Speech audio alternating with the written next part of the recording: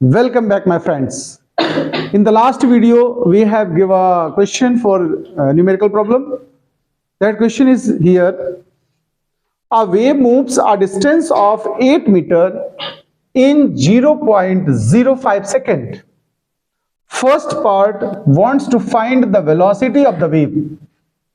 And the second part, what is the wavelength if frequency is 200 Hz? चलो पहले हम first part करते हैं, इसका सोल्यूशन समझ लें आप लोग पहले अच्छे से। फर्स्ट पार्ट में देखें भैया, वेलोसिटी चाहिए। वेलोसिटी या स्पीड इन द सेंस एक ही जैसा लेते हैं हम लोग। स्पीड, टाइम और डिस्टेंस में रिलेशन किसी को लर्न है? स्पीड इज इक्वल टू होता है डिस्टेंस बाय टाइम। होता कि नहीं होता बताओ? अच्छा, तो देखो डिस्टेंस तो हमारे पास गिवन है कितना, 8 मीटर, और जो टाइम टेकन हमारे पास है वो कितना है, 0.05 सेकेंड। ओके, तो फिर हम लोग इसको जब सिंप्लीफाई करेंगे, डबल जीरो आएगा, 5 की टेबल कर दीजिए, 5 1 जा 5, 3 बचा 30 हुआ, 5 6 जा 30, और इतना। ये मीटर पर सेकेंड वेलोसिटी आ गई, इसको बोलेंगे वेव वेलोसिटी या speed of the wave. Next part की बात करते हैं, पार्ट बी में आते हैं। चलो पार्ट बी हमसे कह रहा है what is the wavelength, lambda find करना है आपको। देखो, और फ्रीक्वेंसी गिवन है। मैंने एक फॉर्मूला सिखाया था, आपको याद होगा, v is equal to n lambda. v होती वेव की वेलोसिटी, n क्या है, फ्रीक्वेंसी, और लैम्डा है हमारा वेवलेंथ। अगर हमें लैम्डा फाइंड करना है तो हमें क्या करना चाहिए, v बाई एन, यानी वेलोसिटी बाई फ्रीक्वेंसी। वेलोसिटी मेरे पास कितनी है, जरा देखो, अभी जो निकाली हम लोगों ने 160, और फ्रीक्वेंसी हमको क्वेश्चन कितना दे रहा है, 200। अब इसको आप सिंप्लीफाई कर दो, तो एक काम करो, 0 से 0 कैंसिल कर दो, 2 10 जा और 2 8 जा, 8/10 मतलब 0.8 मीटर इसका वेवलेंथ आ गया। इसको नोट कर लीजिए आप लोग। चलो हम बात करते हैं साउंड के प्रोपगेशन की। एयर में साउंड कैसे प्रोपगेट करेगी? देखिए, साउंड तो आप समझ ही रहे, साउंड एक डिस्टरबेंस होता है। मटेरियल मीडियम में जो डिस्टरबेंस प्रोड्यूस करते हैं उसको हम लोग क्या बोलते हैं, साउंड। साउंड एक फॉर्म ऑफ एनर्जी है, और ये जब प्रोपगेट होती, ध्यान रखिएगा, जो साउंड का करेक्टर है उसको हम लोग लॉन्गिट्यूडनल वेव कहते हैं। क्या बोलते हैं इसको? Longitudinal wave. ये जब मीडियम में ट्रेवल करती है, ध्यान रखना, तो मीडियम के जो पार्टिकल्स हैं उनके बिटवीन ये कंप्रेशन और रेयर फ्रैक्शन प्रोड्यूस करती है। तो देखिए, इंट्रोडक्शन वाइज हम सबसे पहली लाइन में तो साउंड को इंट्रोड्यूस करेंगे, तो हम कहेंगे sound is the disturbance produced in the medium. Sound is a disturbance produced in the medium.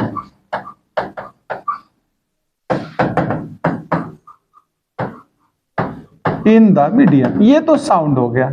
It is a form of energy. It is a form of energy. ये जब propagate करेगी तो इसको मटेरियल मीडियम की requirement होगी, और ये longitudinal wave है। It is longitudinal wave. और एक बात, it must require medium to propagate. ये तभी प्रोपगेट करेगी जब मीडियम होगा। It must require a material medium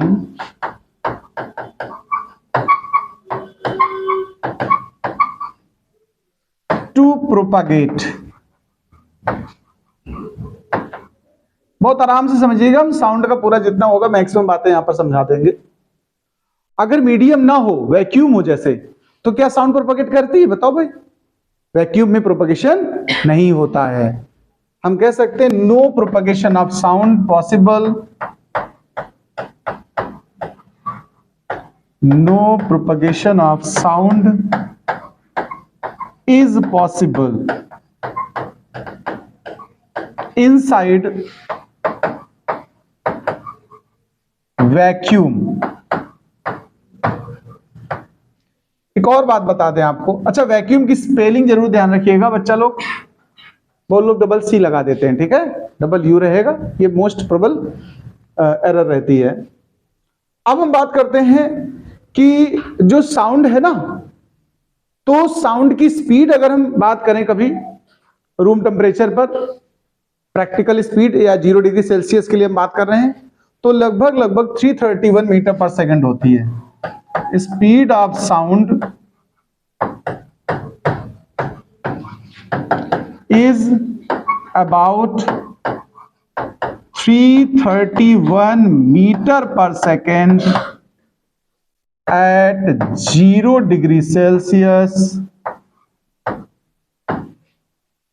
एक और बात, साउंड को मैंने बोला ये longitudinal wave, right. Longitudinal wave propagates होती हैं तो कंप्रेशन और रेयरफैक्शन बनाती हैं। क्या बनाती है भाई? तो हम कह सकते हैं व्हेन साउंड प्रोपगेट्स, ट्रेवल मतलब कह सकते हो, when sound propagates in medium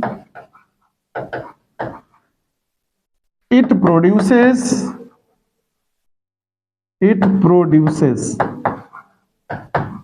compression का सेंस ध्यान रखिएगा, हाई डेंसिटी होती है वहां मटेरियल की, ठीक है। जहां कंप्रेशन होता है वहां डेंसिटी कैसी रहती है? High density. And rarefaction, और जहां रेयर फ्रैक्शन होगा वहां पर रेयर फ्रैक्शन में लो डेंसिटी होती है। अच्छा देखो, ये साउंड जो है वो हर काइंड के मीडियम में प्रोपेगेट करती है, सॉलिड में भी, लिक्विड में भी और गैसेस में भी। यानी लॉन्गिट्यूडनल वेव्स या साउंड दोनों बातें कर सकते हो। साउंड लिख सकते हो पहले, या तो साउंड ब्रैकेट में लिख दो longitudinal wave,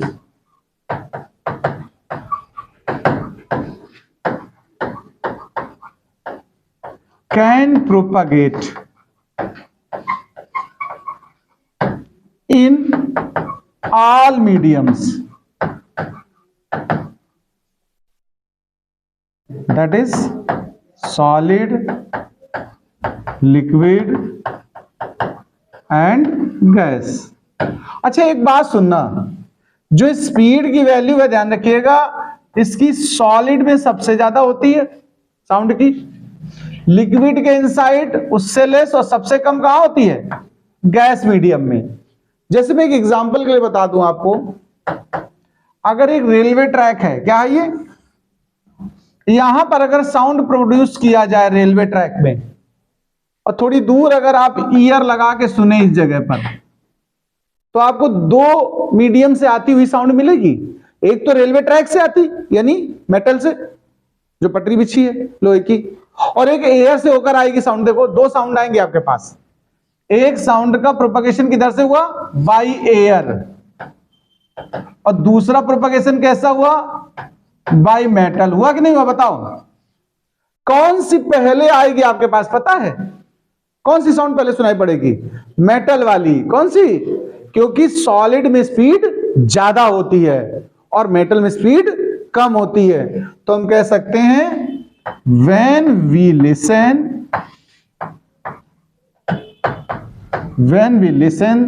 sound produces in metal rail by touching ear with rail, then first heard sound coming through metal medium, then through air medium। Note कर लो भैया, इतना नोट कर लो।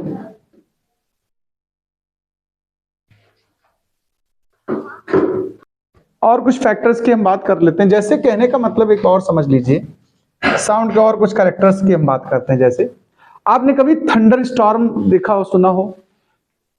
ऊपर जब क्लाउड आपस में इंपैक्ट करते हैं, कोलाइड करते हैं, तो एक साउंड प्रोड्यूस होती है और साथ में एक लाइट प्रोड्यूस होती है। पहले कौन आता है अर्थ पे? लाइट आती है, उसके फ्यू सेकेंड आफ्टर साउंड आता है। रीजन क्या सुनिए, light travels with speed 3 into 10 to power 8 meter per second in air, while sound have speed 331 meter per second approx, जो भी इससे about. So light from thunderstorm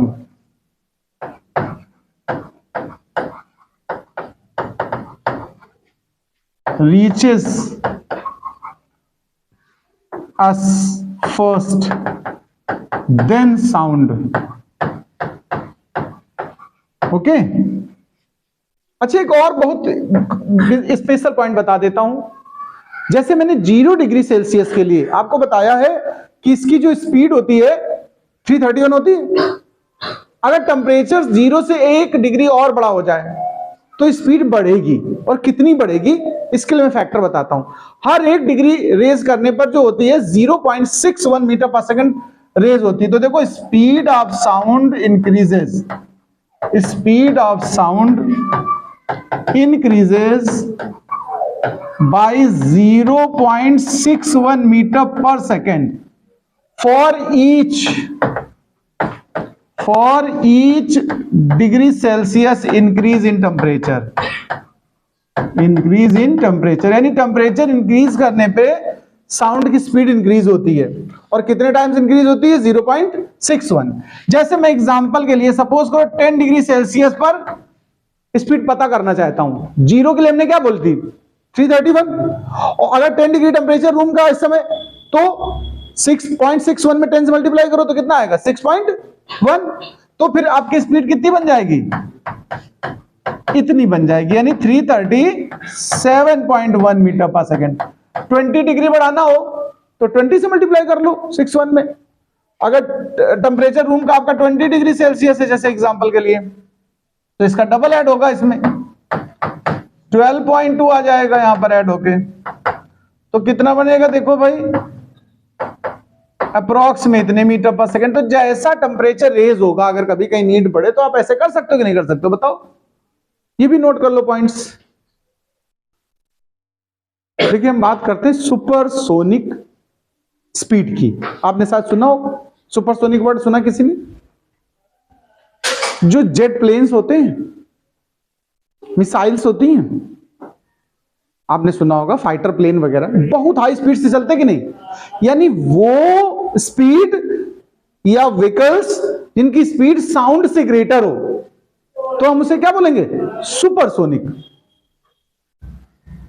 shock waves produce होती हैं supersonic से, ठीक है? तो आप पहली लाइन तो लिखें, when speed of any object is more than speed of sound, then this is called, या this speed is called supersonic. Example में लिख सकते हो जेट प्लेन्स, एग्जाम्पल में speed of jet plane and speed of fighter planes. एक बात और बता दें आपको, इस समय जो साउंड प्रोड्यूस होती है उससे जो वेव बनती है उनको शॉक वेव बोलते हैं। क्या बोलते हैं? Shock waves. देखना, बहुत तेज साउंड होता है, ठीक है? तो the waves produces at this speed is called shock wave.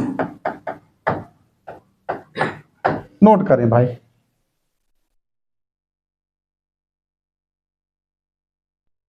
देखिए ये जो शॉक वेव्स है ना, इनके करस्पॉन्डिंग एक बहुत हाई साउंड प्रोड्यूस होता है, एक नॉइज प्रोड्यूस होता है, उसको हम बोलते हैं सोनिक बूम. क्या बोलते हैं?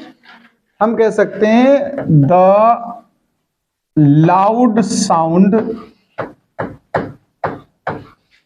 एसोसिएटेड विद शॉक वेव्स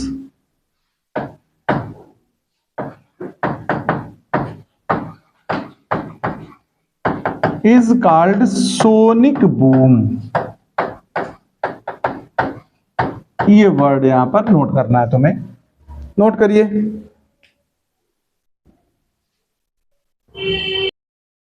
देखिए डिफरेंट डिफरेंट सोर्स से जो साउंड आती है उसकी कुछ कैरेक्टरिस्टिक्स होती है जिनसे हम लोग आइडेंटिफाई कर पाते हैं. आप लोग देखिए, आपकी कार या आपकी बाइक जब आती होगी घर के बाहर, आप बिना देखे समझ जाते हो मेरी गाड़ी आई है. होता है ऐसा कि नहीं? आपके पापा नीचे से बोल रहे होंगे तो आप समझ जाओगे कि उन्हीं की आवाज है. हम लोग पर्सन टू पर्सन वेरी कर लेते हैं कि नहीं कर लेते हैं? हम लोग साउंड इंस्ट्रूमेंटल के अलग अलग पहचान लेते हैं कि हारमोनियम की साउंड है या मतलब तबले की साउंड है या गिटार की है, जो भी है. ये जो सब चीजें हैं ये कुछ फैक्टर्स होते हैं जिनसे डिसाइड होती है. बहुत लोग कहते हैं तेज मत बोलो, कहते हैं ये तो तेजी और धीमापन है, ये भी एक कैरेक्टर है. हम लोग देखो रूम में दो लोग बातें करते हैं, उनके जेंडर भी कैरेक्टरिस्टिक से पहचान लेते हैं. पहचान लेते हैं कि नहीं कि एक लड़की बोल रही है एक लड़का बोल रहा है?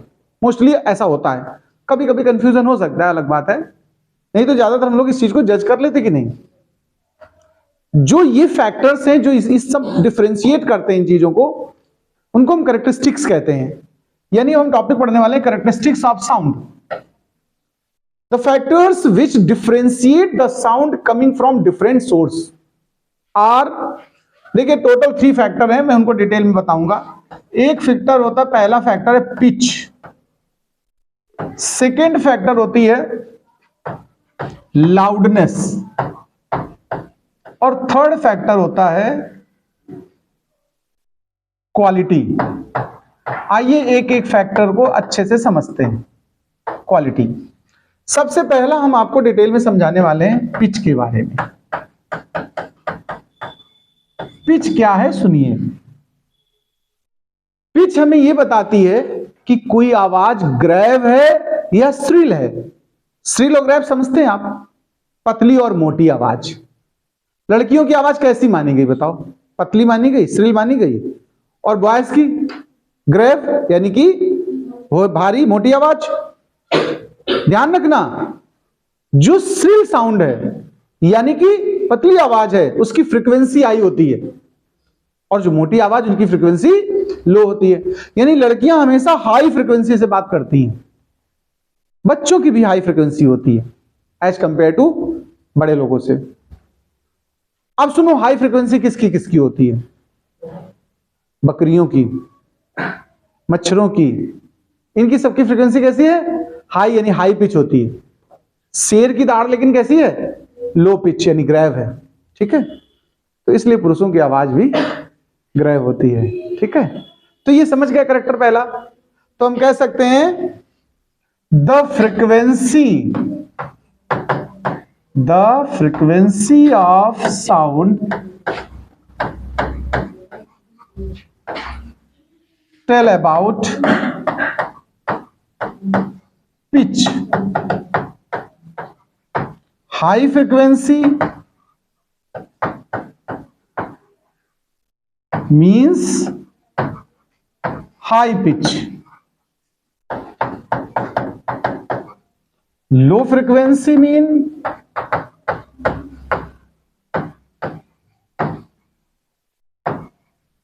low pitch.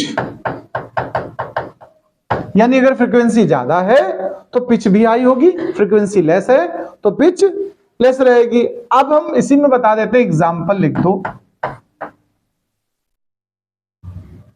The pitch of women's sound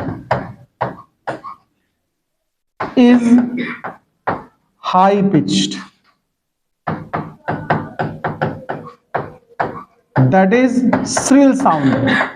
यानी हाई पिच वाली की साउंड को हम बोलते हैं क्या? Shrill sound.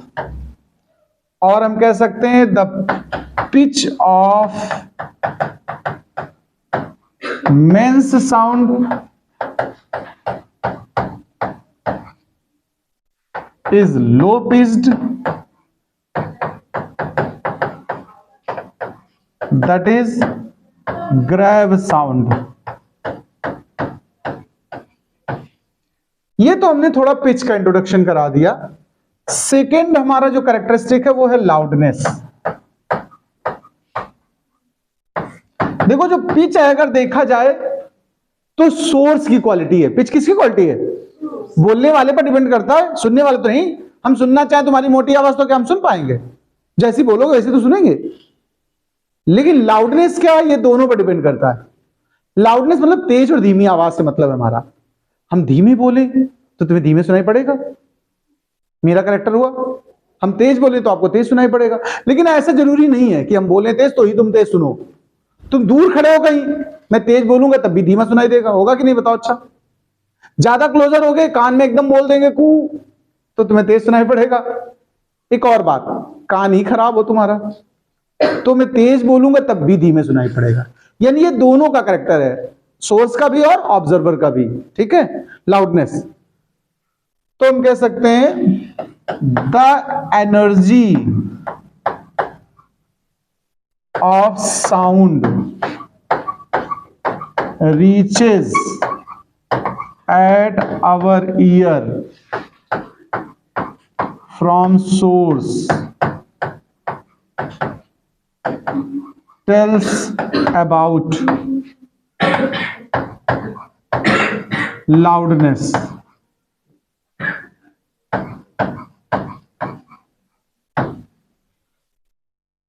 It depends on both, it depends on both source and listener कह दो या ऑब्जर्वर कह लो। थर्ड थिंग देखो, क्वालिटी। ये क्वालिटी एक ऐसा कैरेक्टर है जिससे हम जेंडर के साथ साथ पर्सन को भी पहचानते। दो लड़कियां बातें कर रही हों तब भी आप उनको अगर पहले से सुने हो तो आइडेंटिफाई कर पाओगे कि नहीं किस लड़की की आवाज है। तो ये जो हम पर्सन को क्लासिफाई करते हैं पर्सन वाइज, जेंडर पहचानने के तो मोटे पतले से हम अंदाजा लगा लेते हैं। लेकिन पापा बोल रहे हैं कि चाचा बोल रहे हैं, मामा बोल रहे हैं या फूफा बोल रहे हैं, ये जो क्लासिफिकेशन आप करते हो, भाई ने आवाज लगाई या मेरे किसी फ्रेंड ने बाहर से चिल्लाया, ये जो पर्सन टू पर्सन वेरिएशन होता है साउंड में, उसको हम क्या बोलते हैं? क्वालिटी। वो क्या बोलते हैं? तो सच कैरेक्टरिस्टिक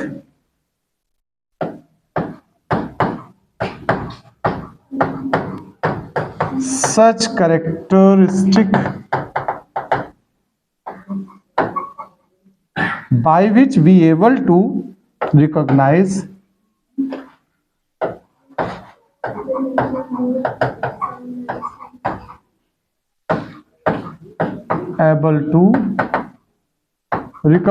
कह सकते हो या डिस्टिंग्विश कह सकते हो।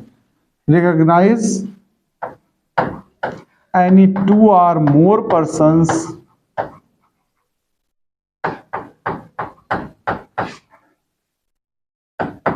talking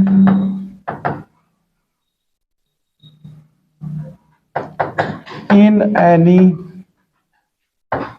other room with same gender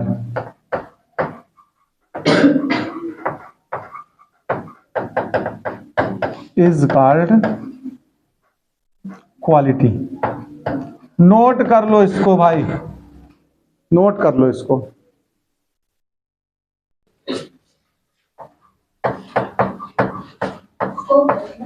हम बिठा लेंगे, तुम जाओ।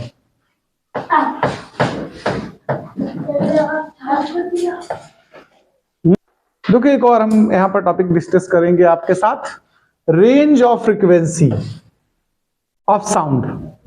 देखिए साउंड की जो फ्रीक्वेंसी को हमने 3 पार्ट्स में क्लासिफाई किया हुआ है, लेस देन 20 हर्ट्ज, बिटवीन 20 से 20,000 हर्ट्ज और ग्रेटर देन 20,000 हर्ट्ज। अगर लेस देन 20 है तो हम लोग इसको हियर नहीं कर पाते, ऑडिबल नहीं है। और अगर हमारी ये 20 हर्ट्ज से ग्रेटर है और 20,000 यानी किलो हर्ट्ज से लेस है तो हम इसको ऑडिबल में रखते हैं, यानी हम सुन पाएंगे। अगर फ्रीक्वेंसी इससे भी ज्यादा हो जाए, 20 हर्ट्ज से यानी 20 किलो हर्ट्ज से ग्रेटर हो जाए तो भी हम नहीं सुन पाते हैं। ठीक है, तो ये क्लासिफिकेशन कुछ इस तरीके से आपको नोट करने हैं। Infrasonic less than 20 hertz, Audible में 20 हर्ट्ज से लेकर के 20,000 हर्ट्ज या 20 किलो हर्ट्ज। अल्ट्रासोनिक साउंड जो होता है हमारा, जो अल्ट्रासाउंड में इस्तेमाल होता है जैसे, वो होता है ग्रेटर देन 20,000 हर्ट्ज।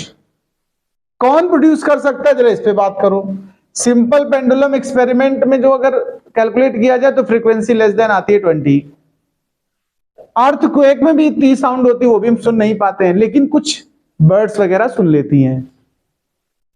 वेल्स इसको प्रोड्यूस कर सकती हैं, राइनोसेरस प्रोड्यूस करते हैं, एलिफेंट्स प्रोड्यूस करते हैं। ठीक है, ये तो सभी हम लोग प्रोड्यूस भी कर सकते हैं, इतनी तेज चिल्लाते भी हैं और सुन भी देते हैं आसानी से।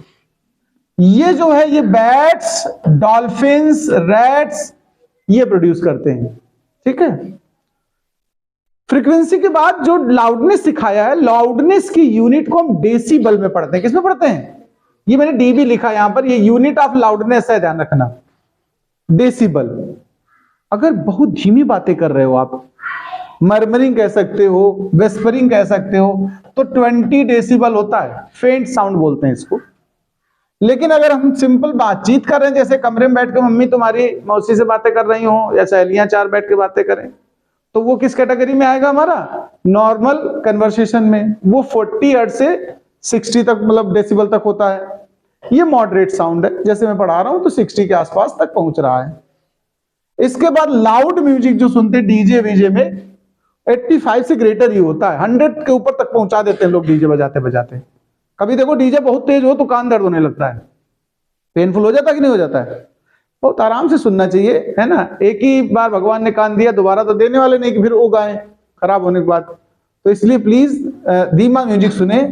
तो ये पेनफुल साउंड होता है अगर ये 100 को क्रॉस कर जाए डेसिबल। ठीक है, कभी भी कान में लीड लगा के नहीं सुनना चाहिए। पहला तो हम आपको एक बात बता दे रहे हैं, अभी आपकी मशीनरी एकदम न्यूली कंपनी से आई हुई है, अभी लेबलिंग तो उछड़ी नहीं, जैसे नहीं हम लोग खरीद के सामान लाते तो एकदम नया होता है, तो आप उल्टा सीधा यूज करो, चलेगा कुछ दिन।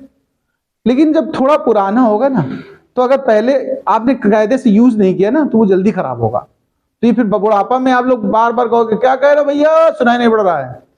अगर लीड लगाओगे तो समझ लो, आप निश्चित मान लो आपके फ्यूचर में कान खराब हो जाएंगे। आप लीड लगा के न गाना सुने, न लीड लगा के बात करें। बात करनी है जितनी उतनी आप सामने स्पीकर पे बात करो बल्कि। ठीक है, गाने भी सुनो, स्पीकर में लगा लो, चैन से सुनो, आराम से नाचो जाए। ठीक है, तो चलिए ये नोट कर लीजिए।